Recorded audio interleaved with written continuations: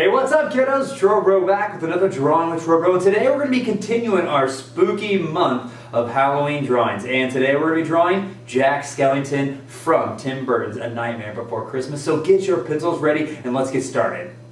So let's get started. Here on my left I have my picture of Jack Skellington, and I went ahead and I traced over the simple shapes that make up his body. And now over here on the right I'm going to kind of measure how big I want to make him. So I'm putting a little line at the top where his head's going to go and a little line on the bottom to where his feet's going to go. That lets me not run out of room. It's always really bad when you start drawing a drawing, and like some kids I've seen, they start on the head and they make these really good head and then the chest, and then they're doing all these really great drawing and they realize that their proportions are too big and they've run out of room and they can't do their feet or something. So we want to avoid that problem. Now up here on the top, I'm going to start with his head, which is a nice circle shape, and then I got the little cross, the little plus sign that makes up his face. It allows me to make sure his proportions, his eyes are in the right spot, and sometimes I'll do like a little, I'll cross the T like twice, so there you'll see the little line at the top to make sure that his eyes are in the right proportions and the right size too.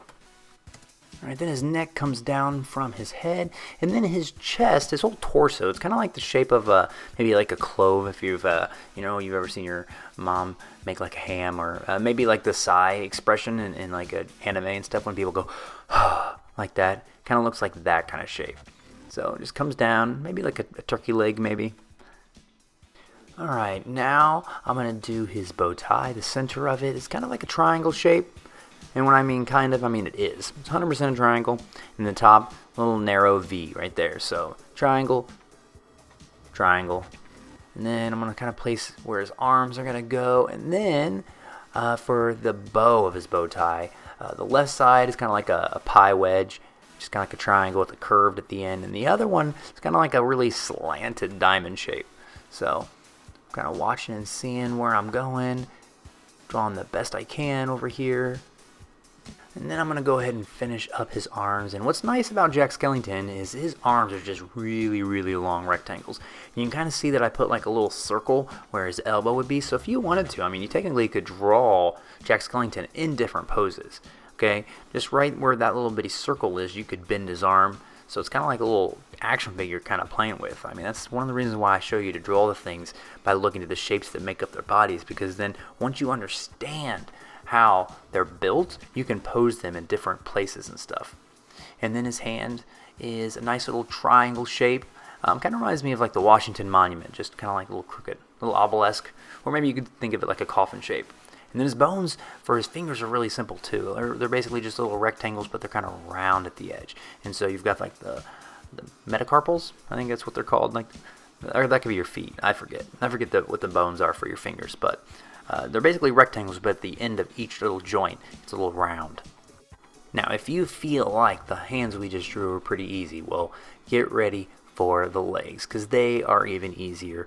Long rectangles, little knee, circle, and then his little feet is a little triangle. Piece of cake. And then the tails for his suit is kind of like a kite shape. Kind of slanted right there, kind of hanging out right there from his back. And then we almost have all of our Jack Skellington done. I just need to come over here and finish this last leg. You can kind of see how I draw a line to make sure that I know how far out his leg goes. Because we don't want to make his one leg longer than the other. That would be kind of weird. With all the simple shapes of Jack drawn, I'm going to bring back my picture of Jack, and then I'm going to go in and start drawing some of those details that I see. And I'm going to start right up here with his face. I'm going to draw those little ovals for his eye sockets. They're kind of slanted a little bit, but they're basically just ovals. And I do feel like the left one is a little bit bigger than the right. And then he's got that little like kind of tired line coming out of his eye socket, and then two little nostril holes. A little curve for the smile, but I'm going to do the stitches here in a little bit. Let's do some more details. I'm going to come down here to his bow tie, and I really think his bow tie is cute because it has a little face on it. The knot, where the knot would be, that's a little bat face, and that's very creative. I give mad props to Tim Burton. He's the guy that directed Nightmare Before Christmas. So then his little bow tie has two little slants for his eyes and a little circle nose. Now for the actual bow right here, you kind of notice that I drew that pie shape. That's going to help me make sure that when I draw these little bitty the bat wings, all right, I know the shape that it makes. So even though I'm kind of carving out from the shapes, I'm drawing these little like really crooked triangle shapes. There's like 3 of them. All right, the pie wedge that we drew is going to help us find this shape right here and make sure it's in the right proportion. And then I'm going to come over here and do the same thing on the right. In that diamond shape that I drew, okay, inside of it, there's 2 different things going on. There's the bow tie, which is the black part, and then there's the white part. That white part is the negative space. So those negative space shapes that I see right here, this little curved thing, I'm going to draw both of those. Okay, that's why I draw these bigger shapes and then kind of carve out what I'm seeing. Then I'm going to come down here, and right here on his chest where you can see kind of like his white dress shirt, it is a heart shape right there in the middle of his suit. And so I'm just going to draw that. Probably one of the easier things to draw in this picture, which is kind of saying something. So then I'm going to come up here and kind of darken maybe the arm lines a little bit because they're a little sketchy, and so I'm going to kind of just go over and make sure that I know when I darken it up later, like really dark, that I know which lines to press down in.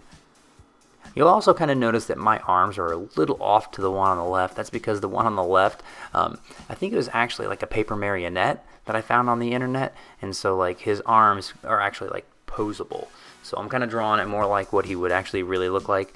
His arms, like his shoulders, would be right there on the top of his chest. So I moved him for the drawing because it was inaccurate because it was just like a paper marionette. But I'm adding the little line in his fingers, or you see like that little line in his palm, makes like a little triangle right at the top, kind of separates his whole palm into 2 shapes. I'm getting that done. Next, I'll come over and do the same thing for his other hand, darken it up, and make sure that I draw all the shapes that I am seeing over there on the left. Next, I'm going to come over and do his chest, which goes down and leads into the tails of his coat. Now, this might be the hardest part just because this shape is very weird. You have the top part of his coat that looks, the tail, I mean, that comes up, kind of curls up, and then the bottom one kind of looks like a fork, but it's kind of weird, like it's been bent all out of shape. So, just kind of like try to follow the negative space shapes that you see. Remember, those are the white shapes inside of that little kite that we drew for his tail. So just be looking at those little shapes and just try to draw it the best you see it. I mean, if it's not perfect, not like anybody's going to notice, because that tail probably always has a bunch of different poses. You know, every time Jackson moves, you know, that little tail, like, it's swaying around, so it's always going to look different. Just think, as long as you have the 4 little parts of it, it's probably going to look just like Jack Skellington. Alright, last I have to go down here and darken his leg lines, which won't take very long, and I'm not really pushing down as hard as I can. I'm going to do that here in a little bit. I just want to make sure that I know which lines I'm keeping and which ones I don't want to keep. So when I darken my lines later and I erase my unwanted lines, it makes it a little bit easier. So I'm probably going like maybe 50% here, maybe 60. Not too hard. Now I got rid of my little blue shapes that make up Jack Skellington. I want to try to draw the stitches on his face. Okay, so I'm going to count these to make sure that I'm putting the same amount. I know you'll be tempted just to be like, oh, there's just lines here. I'm just going to draw them randomly and it'll look fine. And it probably might look fine, but I'm always making sure that when I'm drawing something from reference, so I'm looking at it, I want to count things and make sure that I'm drawing the same amount so that I'm drawing what I see and not just what I think is there. Like, I know there's stitches there, so I'm going to make sure that I count them so it's going to look just like it. So I'm just kind of going through, drawing each one as I see it. And that was the last detail that I needed for my Jack Skellington. Now I'm going to speed this up and I'm going to go and darken all of the lines that I want to keep. And at this point, you could do this with a pencil, you could do it with a Sharpie, or you could do it with a colored pencil. It's really up to you. What's nice about Jack Skellington is he's only black and white, so you don't need to add any color to this. So just get your markers, your colored pencils, crowns, whatever you want, and color in your Jack Skellington. And then I'm going to also erase all my unwanted lines before I color this in black. I want to make sure that there's no graphite on it. You can sometimes make your drawing smudgy or gray, and I don't want that. I want it to be just black and white. That's it. No grays. And so, like, sometimes, when you're drawing, you get all that graphite on the bottom of your hand and it can smear it around. So just be careful of that. Try to erase your graphite. unless he's a graphite drawing. If he's a graphite drawing, then just be careful you're not smudging it around. Now the actual Jack Skellington character design, he has stripes on his suit, but for this like kind of drawing style as opposed to like a 3D character, you can just kind of see they kind of colored in kind of fast, and so there's like little gaps, little white gaps that you kind of see all throughout his suit and his arms and his bow tie. And so as you're just kind of coloring it in, you'll kind of get that effect. Just don't be like 100%, you know, I want to color in this whole thing pure black.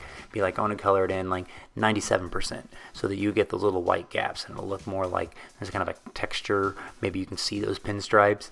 And then with that, once I have this suit colored in, then my Jack Skellington is all finished. Well, kiddos, I hope you had fun drawing Jack Skellington. Make sure you stay tuned to my channel. We'll be drawing Sally next week. Keep practicing, keep drawing, and I will see you next time on Drawing with Trowbro.